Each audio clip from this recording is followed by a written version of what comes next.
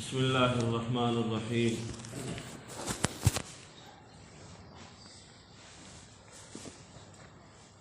وعن حسنہ بنت معاویہ رضی اللہ تعالی عنہا قالت حدثنا عمی قال قلت للنبی صلی اللہ تعالی علیہ وسلم من فی الجنہ قال النبی صلی اللہ تعالی علیہ وسلم فی الجنہ والشہید فی الجنہ والمولود فی الجنہ والوعید فی الجنہ رواہ ابو داود او کما قال النبی صلی اللہ تعالی علیہ وسلم۔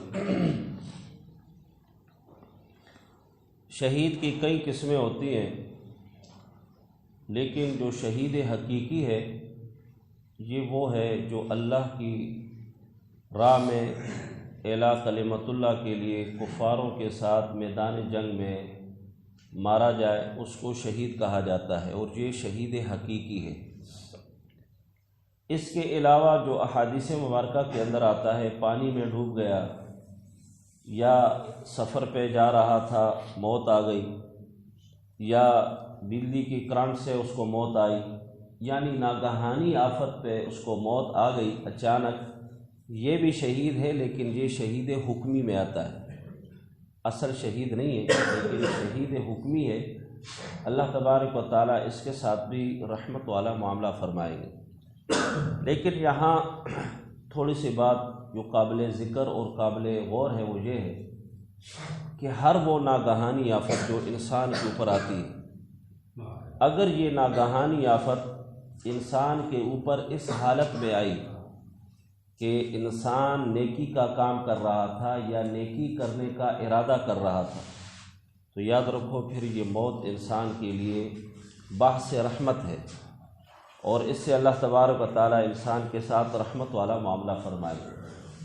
اگر انسان ناگہانی موت آئی لیکن اللہ کی گناہ میں مبتلا تھا، اللہ کی نافرمانی میں مبتلا تھا، یا اس نے گناہ کا ارادہ کیا تھا اور جا رہا تھا یا آ رہا تھا، تو یاد رکھو یہ اللہ کے ہاں غضب ہے، اور اللہ تبارک و تعالیٰ ایسے حالت میں بہت سخت ناراض ہوتے ہیں۔ اسی وجہ سے علماء کرام لکھتے ہیں، احادیث مبارکہ کے اندر آتا ہے کہ ہر وقت انسان کو نیکی کا کام کرنا چاہیے۔ پتہ نہیں کسی وقت کسی موڑ میں انسان کو موت آ جائے، اگر موت آئی تو اچھے کام میں آ جائے اور اچھے راستے میں آ جائے، آنے جانے میں آ جائے، تو یہ موت اللہ کے ہاں رحمت والے بن کر جائے گی۔ تو یہ ایک شہید تو نبی علیہ الصلوۃ والسلام کی احادیث مبارکہ کی طرف آتے ہیں۔ صحابی رسول نے پوچھا، اور یہ حسنہ بنت معاویہ یہ صحابیہ تھی، نبی علیہ الصلوۃ والسلام سے انہوں نے اپنے چچا سے روایت کی، انہوں نے نبی علیہ الصلوۃ والسلام سے روایت کی۔ فرماتے ہیں کہ نبی علیہ الصلوۃ والسلام سے پوچھا گیا کہ اللہ کے نبی من فی الجنہ، جنت میں کون کون لوگ ہوں گے؟ حالانکہ جنت میں ایمانداری ہوں گے، کلمہ گو ہوں گے، لیکن صحابی رسول کا پوچھنے کا جو تھا انداز، یا جو ارادہ تھا، یا جو نظریہ تھا، جو نیت تھی، وہ یہ تھی کہ کس عمل پہ یا جنت پہ جو لوگ ہوں گے وہ کس عمل پہ ان کو جنت میں بھیج دیا جائے گا۔ کلمہ کے ساتھ تو جنت مل جائے گی، لیکن اعمال میں سے کون سے ایسے عمل وہ کریں گے جو جنت میں چلے جائیں گے؟ نبی علیہ الصلوۃ والسلام نے فرمایا جنت میں النبی فی الجنہ، تمام کے تمام انبیاء جنت میں ہوں گے۔ اب یہاں سے ہمیں کیا پتہ چلا کہ انبیاءوں کی باتوں کو ماننے ہی کے ساتھ اللہ جنت عطا فرمائے گی۔ اب جو آدمی انبیاءوں کی باتیں، خصوصاً ہمارے نبی علیہ الصلوۃ والسلام کیونکہ آخری نبی ہے اور انبیاءوں پہ صرف ایمان لایا گیا ہے، باقی عمل ان کا جو ہے وہ منسوخ ہو گیا ہے، عمل صرف وہی ہے جو شریعت محمدی صلی اللہ تعالی علیہ وسلم۔ اب نبی علیہ الصلوۃ والسلام کی ہر بات ماننے ہی کے ساتھ جنت ملے گی، کیونکہ جب انبیاء جنت میں ہوں گے تو انبیاءوں کے ماننے والے بھی جنت میں ہوں گے۔ دوسری بات والشہید فی الجنہ، شہید جنت میں ہوں گے، لیکن یہاں پر محدثین لکھتے ہیں کہ شہید سے مراد یہاں پر مومن ہے، ہر مومن آدمی جنت میں ہوگا۔ ایک شہید حقیقی وہ تو ہے، لیکن ہر وہ مومن، ہر وہ کلمہ گو جس نے اپنی زندگی گزاری ہو اللہ اور اللہ کے رسول اللہ صلی اللہ علیہ وسلم کے مطابق، اسی کو مومن کہا جاتا ہے، وہ بھی جنت میں ہوں گے۔ والمولود فی الجنہ، وہ بچے جو بچپن سے فوت ہو گئے، ماں کی پیٹ سے دنیا میں آئے، کچھ عرصہ گزارا اور وہ دنیا سے چلے گئے، یہ وہ بچے ہیں کہ جو جنت میں ہوں گے۔ یا وہ بچے جو اسقاط حمل، ابھی بچہ پورا نہیں ہوا تھا ماں کی پیٹ سے، وہ ختم ہو گیا، مسخ ہو گیا، منسوخ ہو گیا، وہ گر گیا، ایسے بچوں کو بھی اللہ دن قیامت کے دن شکل دے کر وہ بھی جنت میں ہوں گے۔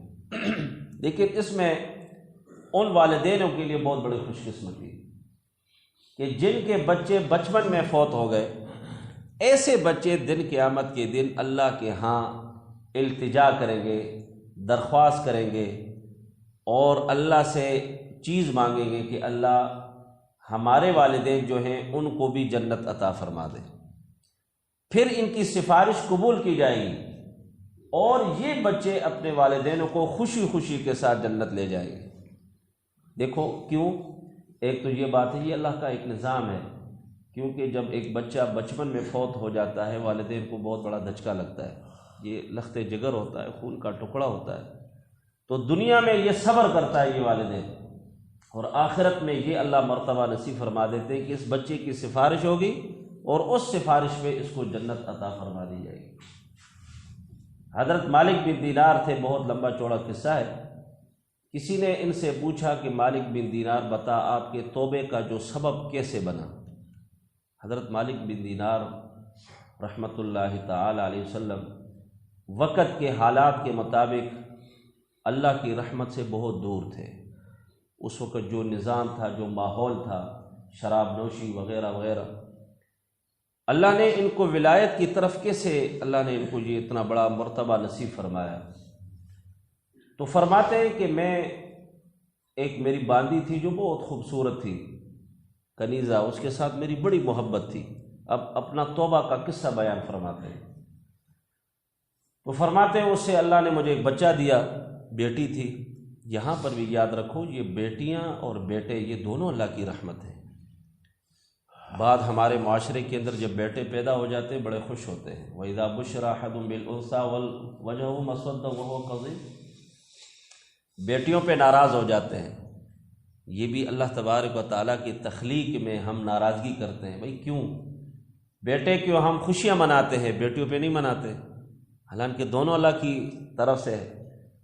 لیکن اللہ نے ان بیٹیوں کی وجہ سے ان کو اللہ نے کئی مرتبے دیے ہیں، بیٹے کو نہیں دیے جی۔ ٹھیک ہے، الرجال قوامون علی النساء، مردوں کا ایک مقام اپنا الگ ہوتا ہے، لیکن بیٹیوں کی طرف دیکھا جائے تو ان کے مرتبے الگ الگ ہیں۔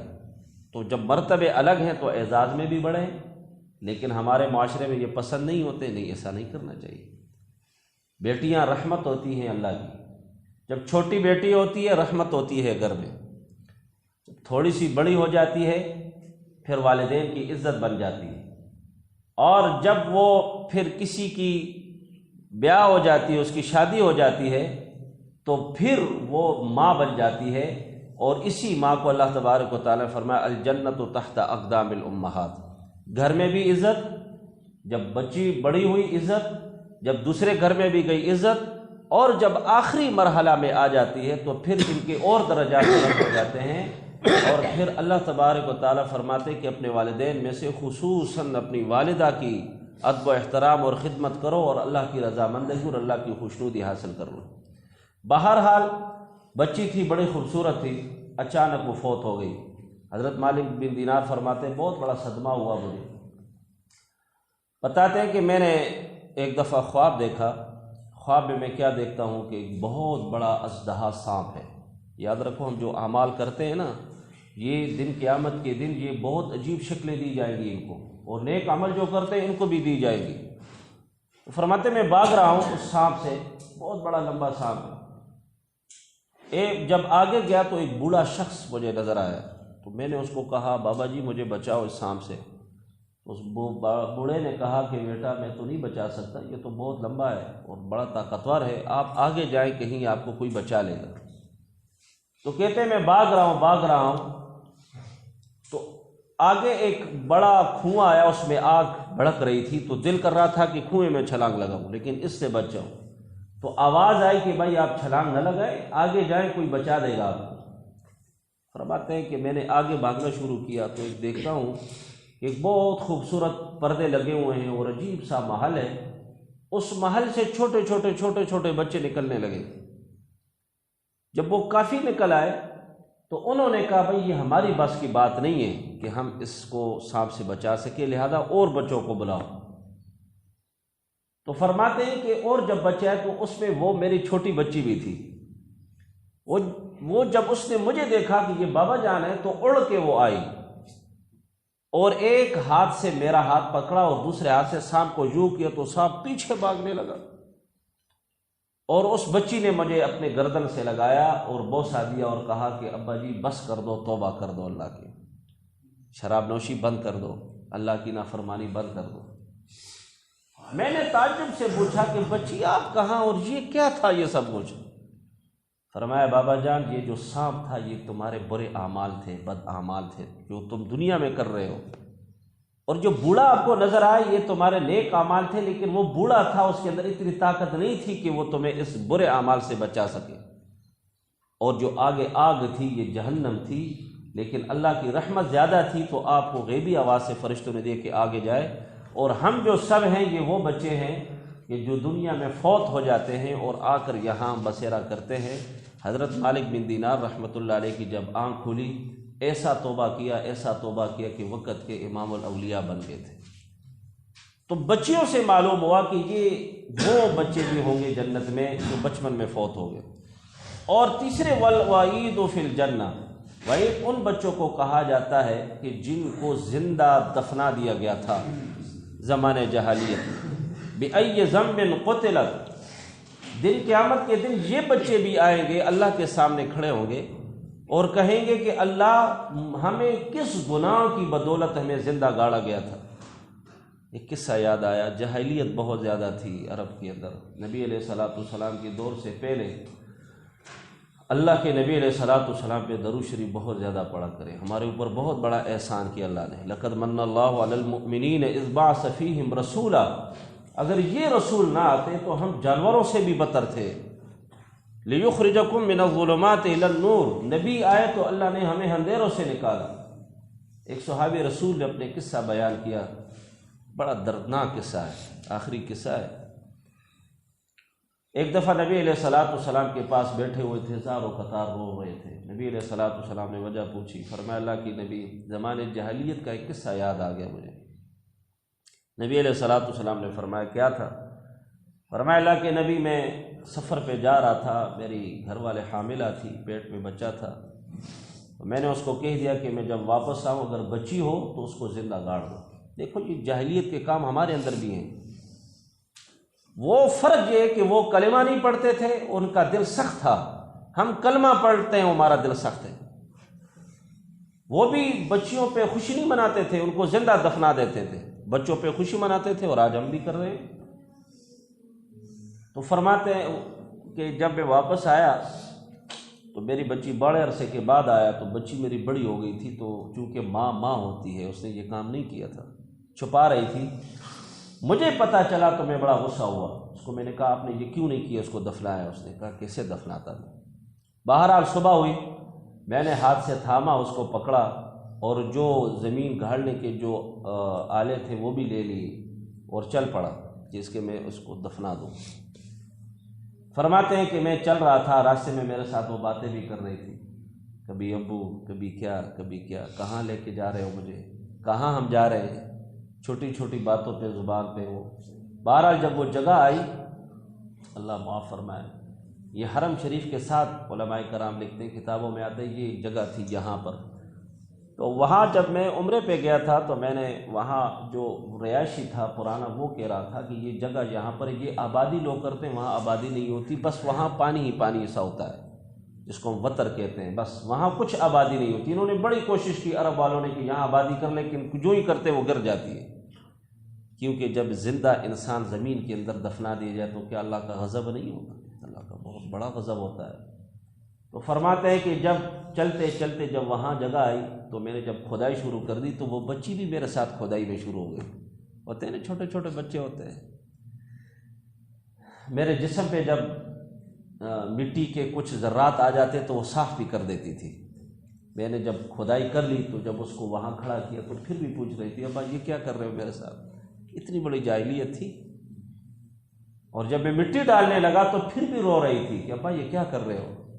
اس کی رونے اور چلانے کی آواز اس منہ تک جب مٹی ڈال رہا تھا تو آ رہی تھی، چیخیں نکل گئی، اللہ کے نبی میرے ساتھ کیا ہو، بِأَيِّ ذَنبٍ قُتِلَتْ۔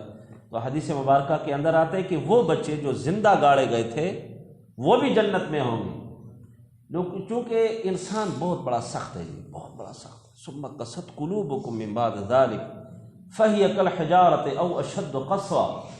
ہمارے اندر جو تھوڑی بہت نرم مزاجی ہے نا، یہ کلمہ کی وجہ سے ہے۔ یہ کلمہ ایک بہترین نسخہ ہے، اگر دنیا کے اندر کامیابی انسان چاہتا ہے تو اس کو اپنا لے۔ اسی کی وجہ سے صحابہ، وہی صحابہ تھے جو بچوں کو زندہ گاڑتے تھے، وہی صحابہ تھے بت پرستی، وہی سب، لیکن جب اسلام کی دولت ان کو ملی، جب کلمہ کی دولت ملی، پھر ایسے رحماء بینہم تراہم رکعا سجدا، پھر اتنے رحم دل ہو گئے، اتنے رحم دل ہو گئے کہ جن کی تعریفیں پھر اللہ نے قرآن کے اندر ان کی۔ تو معلوم ہوا کہ اگر ہم کامیابی بھی آج کل مسلمان چاہتا ہے تو وہ اللہ اور اللہ کے رسول کے مطابق اپنی زندگی گزارنا شروع کر دیں۔ دیکھو باقی میں نے اس دن بھی بتایا تھا، کل بھی، کامیابی کسی میں بھی نہیں ہے، سکون کسی میں بھی نہیں ہے، نہ دولت میں ہے، نہ شہرت میں ہے، نہ سلطنت میں ہے، کسی میں بھی صرف اور صرف ہے تو دین اسلامی محمد شریعت میں ہے، اور اس کو اپنانا بہت ضروری ہے میرے عزیزان مکرم، دنیا کے اندر بھی اور آخرت کے اندر بھی۔ تو یہ لوگ، نبی علیہ الصلوۃ والسلام نے فرمایا کہ یہ لوگ جنت میں ہوں گے، انبیاء ہوں گے، شہداء ہوں گے، اور یہاں شہداء سے مراد مومنین ہیں جو کلمہ پڑھتے ہیں، نمازیں پڑھتے ہیں، اپنے اعمال درست کرتے ہیں، اور بچے ہوں گے، اور وہ بچیاں ہوں گی جن کو زندہ گاڑ دیا گیا تھا، زندہ دفنا دیا گیا تھا، تاکہ معاشرے کے اندر، دیکھو میں آخری بات کہتا ہوں، بڑی نکتے کی بات ہے، ہم اچھے اعمال آج کل چھوڑ دیتے ہیں، برے اعمال کو لے لیتے ہیں، اسی طرح ہے، یہ اکثریت ہماری یہ ہوتی ہے کہ لوگ کیا کہیں گے، یہ بہت خطرناک جملہ ہوتا ہے۔ یہاں ہم خالق کو چھوڑ لیتے ہیں، مخلوق کو پکڑ لیتے ہیں کہ بھائی اگر میں یہ کام نہ کروں، شادی حال میں کھانا نہ دوں، یا میں یہ بڑا کام نہ کروں تو لوگ کیا کہیں گے، لوگ کیا کہیں گے۔ بھائی تو لوگوں کے لیے کر رہا ہے تو اللہ کے لیے کر رہا ہے، یہ سب سے بڑا شرک ہے جو ہم کر رہے ہیں۔ تو عرب کے اندر بھی یہی بات تھی کہ اگر وہ بچوں کو زندہ نہ گاڑتے، کہتے لوگ مجھے تانے دیں گے۔ ابو طالب نے تو اسی وجہ سے کلمہ چھوڑ دیا کہ لوگ کیا کہیں گے۔ لوگوں کے لیے نہیں کرنا چاہیے، اللہ کے لیے کرنا چاہیے۔ یہ بار بار اللہ تبارک و تعالیٰ کہتے ہیں وَلَا يَخَافُونَ لَوْمَةَ لَائِمٍ۔ آج کل ہمارے معاشرے کے اندر بھی ہم بڑے بڑے شریعت محمدی کو چھوڑ دیتے ہیں، باوجود اس کے کہ ہمیں علم بھی ہوتا ہے، ہمیں پتہ بھی ہوتا ہے، پھر بھی ہم اگنور کر لیتے ہیں۔ کن کی وجہ سے؟ لوگوں کی وجہ سے۔ بھئی لوگ کیا کہیں گے، لوگوں کے لیے نہیں کرنا چاہیے۔ ہر انسان کو اپنی موت آئے گی، قبر میں الگ جائے گا، وہ کوئی بھی ہم نے نہیں دیکھا کہ قبر میں اس کے ساتھ کوئی جا رہا ہو۔ محشر کے میدان میں وہ اکیلا اللہ کے سامنے آئے گا، میزان میں اس کے اعمال الگ تولے جائیں گے، پل صراط پہ وہ اکیلا جائے گا۔ ہر جگہ پر جب اکیلا ہے، لوگ نہیں ہے، تو پھر کون ہوا؟ پھر اللہ کے لیے ہونا چاہیے نا، مخلوق کے لیے نہیں ہونا چاہیے۔ تو میرے عزیزان مکرم، جتنے بھی ہم اعمال کریں دنیا کے اندر، اللہ کی رضا کے لیے کریں۔ ہم نماز پڑھیں تب بھی اللہ کی رضا کے لیے، ہم جنازے پہ جائیں اللہ کی رضا کے لیے، کسی کے لیے دعا کریں تو اللہ کی رضا کے لیے۔ لوگوں کے لیے اگر ہم نے کام کرنا شروع کر دیا تو یاد رکھو یہ اتنی خطرناک سیڑھی ہے، اتنا خطرناک راستہ ہے، پھر انسان اچھے سے اچھے اعمال چھوڑ دیں گے اور برے سے برے اعمال اپنانا شروع کر دیں گے۔ اور آج کل ہم اپنے آنکھوں کے ساتھ دیکھ رہے ہیں۔ اللہ مجھے بھی اور آپ کو بھی، پورے امت مسلمہ کو اس پر عمل کرنے کی توفیق عطا فرمائے۔ الحمدللہ رب العالمین والعاقبۃ للمتقین، والصلاۃ والسلام علی سید الانبیاء والمرسلین وعلی آلہ واصحابہ اجمعین الطیبین الطاہرین۔ اللہم اعنا علی ذکرک وشکرک وحسن عبادتک۔ اے اللہ عمل کرنے کی توفیق عنایت فرما۔ اے اللہ ہمارے زندگیوں میں محمد الرسول اللہ صلی اللہ تعالی علیہ وسلم کی پاک زندگی، ان پہ عمل کرنے کی ہمیں توفیق نصیب فرما۔ اے کریم اللہ بیماروں کو شفا نصیب فرما، خصوصاً ہمارے جو مسافر بھائی ہیں جہاں کہیں بھی ہیں، اللہ ان کو اپنے دریا رحمت سے شفا کامل عاجلہ نصیب فرما۔ تمام اہل ایمان مرحومین کی مغفرت نصیب فرما۔ اے کریم اللہ ہمارے ساتھ رحمت والا معاملہ فرما۔ سبحان ربک رب العزت عما یصفون وسلام علی المرسلین والحمد للہ رب العالمین برحمتہ۔